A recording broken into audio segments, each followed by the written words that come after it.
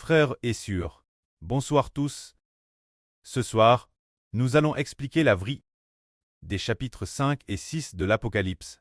Le chapitre 5 raconte que le Seigneur Jésus-Christ a vaincu, qu'il peut ouvrir le livre. Le chapitre 6 explique ce qui se trouve dans le livre ouvert par le Seigneur, les 4 premiers sceaux. Ceci dire l'histoire des 4 cavaliers. Parlons d'abord de la victoire du Seigneur. Frère Hbert va d'abord lire la première partie du chapitre 5. La première partie raconte que le Seigneur Christ a vaincu et peut ouvrir le livre. Hbert, s'il te plaît, lis d'abord. Je vis Dieu assis sur le trône, tenant dans sa main droite un livre, écrit en dedans et en dehors, rempli d'écritures, celle de 7 sceaux. Et je vis un ange puissant qui proclamait d'une voix forte, qui est digne d'ouvrir le livre et donne rompre les sceaux. Mais ni dans le ciel, ni sur la terre, ni sous la terre, personne ne pouvait ouvrir le livre, ni le regarder. Et parce que personne ne fut trouvé digne d'ouvrir, ni de regarder le livre, je pleurai beaucoup. Mais l'une des 24 vieillards me dit, « Ne pleure point, voici le lion de la tribu de Juda, le rejeton de David, a vaincu, pour ouvrir le livre et ses 7 sceaux. »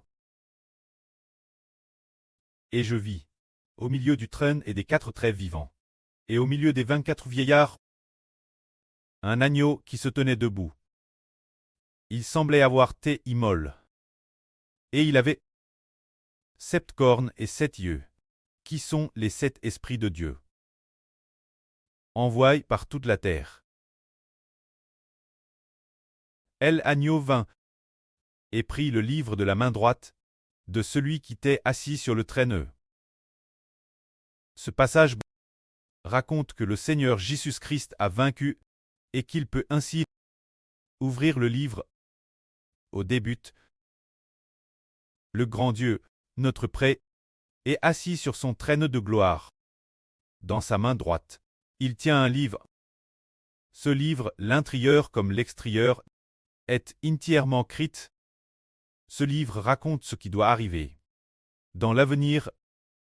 C'est ce que Dieu, depuis la création du monde, jusqu'à la fin des temps, les choses que le Prêtre, depuis la création, jusqu'à la fin du monde, va finalement accomplir, des choses grandes et merveilleuses.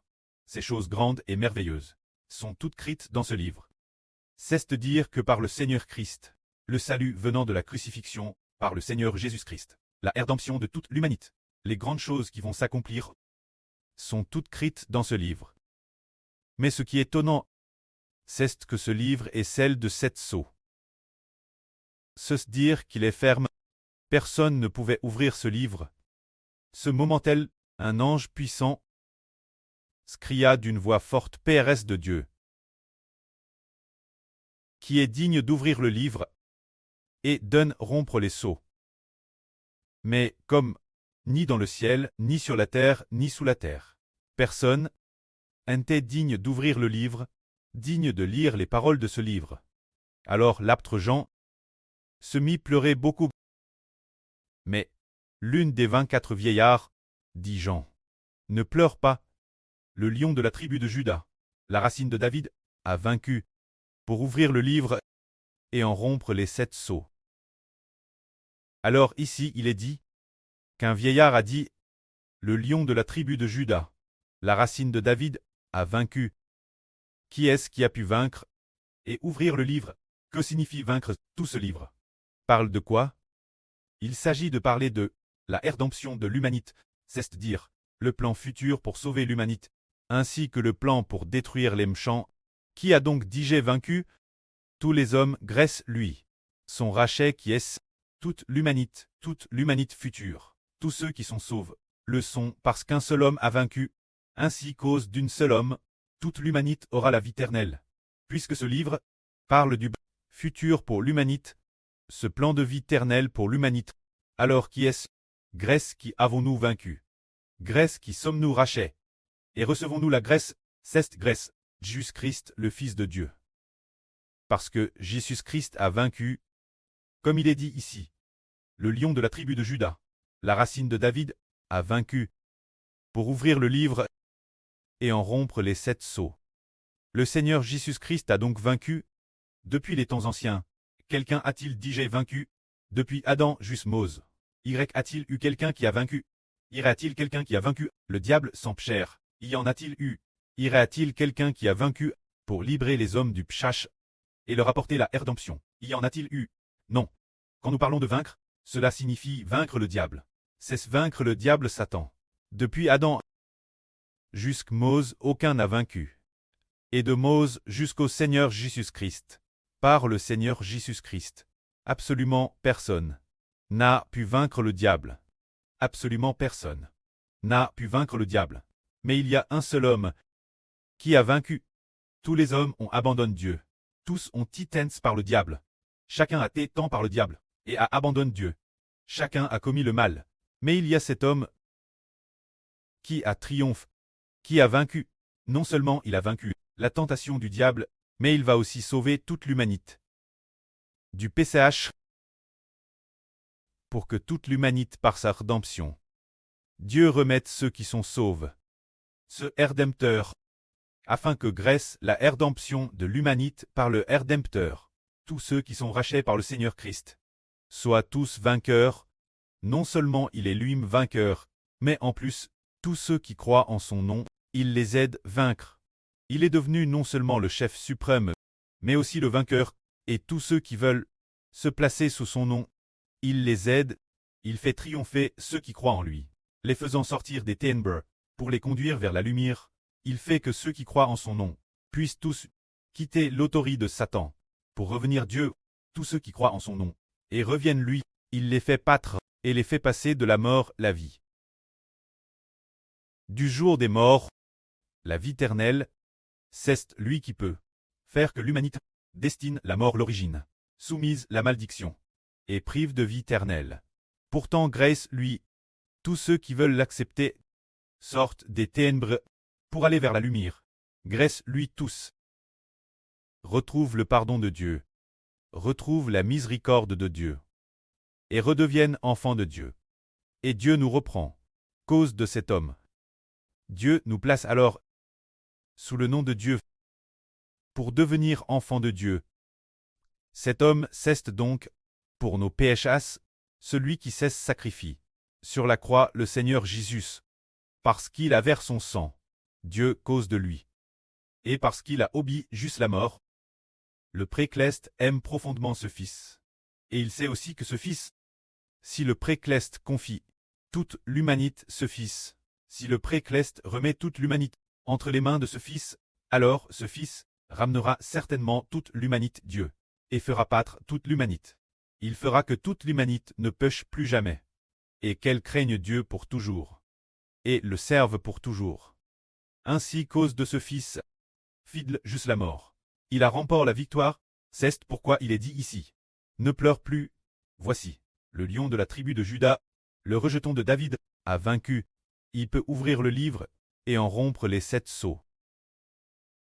Alors au fond, qui est le rejeton de David, et qui est donc le lion de la tribu de Juda? Il s'agit en fait du Messie Jésus-Christ a donc par la prophétie. Regardons maintenant, continuons voir, ici il est dit que le lion de la tribu de Juda, le rejeton de David a vaincu, et peut ouvrir le livre. Alors l'apôtre Jean a vu, au milieu du trône des 4 traits vivants et des 24 anciens, un agneau debout. Il semblait avoir été immolé. L'agneau avait 7 cornes et 7 yeux. Alors cet agneau, pourquoi celui-ci apparaît-il sous la forme d'un agneau? Parce qu'il est l'agneau de la paix. C'est lui qui permet aux hommes, par son sang, vers tous ceux qui acceptent son sang, d'échapper à la destruction de Dieu. Comme l'agneau pascal dans l'Ancien Testament, quand Dieu était en Égypte, par l'intermédiaire de l'ange, et frappa de plaie mort toutes les maisons dont sur la porte et le linteau, ceux qui n'avaient pas le sang de l'agneau. Dieu, par le biais de l'ange, les a tous fait frapper par la peste via l'ange, mais chaque foyer, quiconque sur le linteau de sa porte, avait le sang de l'agneau. La colère de Dieu Ne s'abattez pas sur ceux qui avaient le sang de l'agneau, mais passez par-dessus eux, pour aller frapper l'Égyptien qui n'avait pas le sang de l'agneau. De la même manière, nous avons tous psha, mais la maison spirituelle d'Israël. Se dire toutes les nations, y compris Madame Israël. La maison spirituelle d'Israël, c'est de dire la maison des frères Ashber spirituels. T'es tous pécheurs. Mais la maison spirituelle d'Israël a pourtant fermement accepté le sang de l'agneau, et a glorifié le nom de l'agneau. Prenant le nom de l'agneau comme fondement, c'est pourquoi la maison spirituelle d'Israël, tous les enfants acceptent le sang du Seigneur Christ.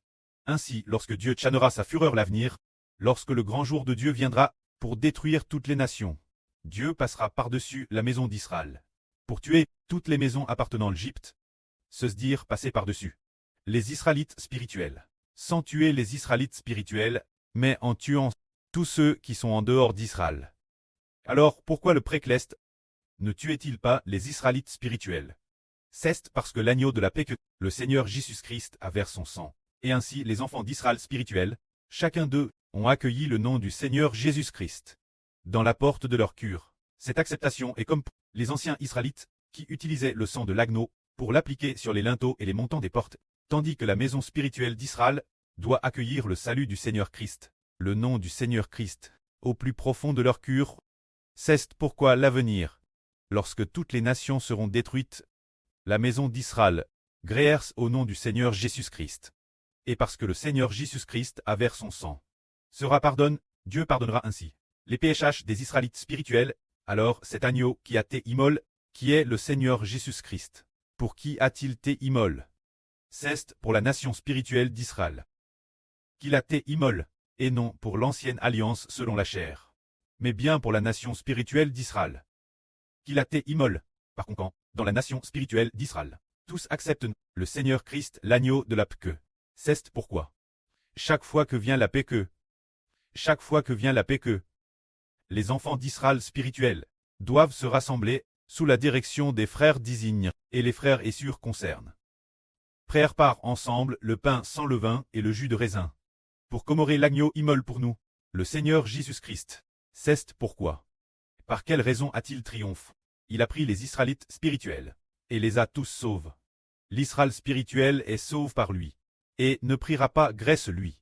Ainsi ce Rédempteur a triomphé.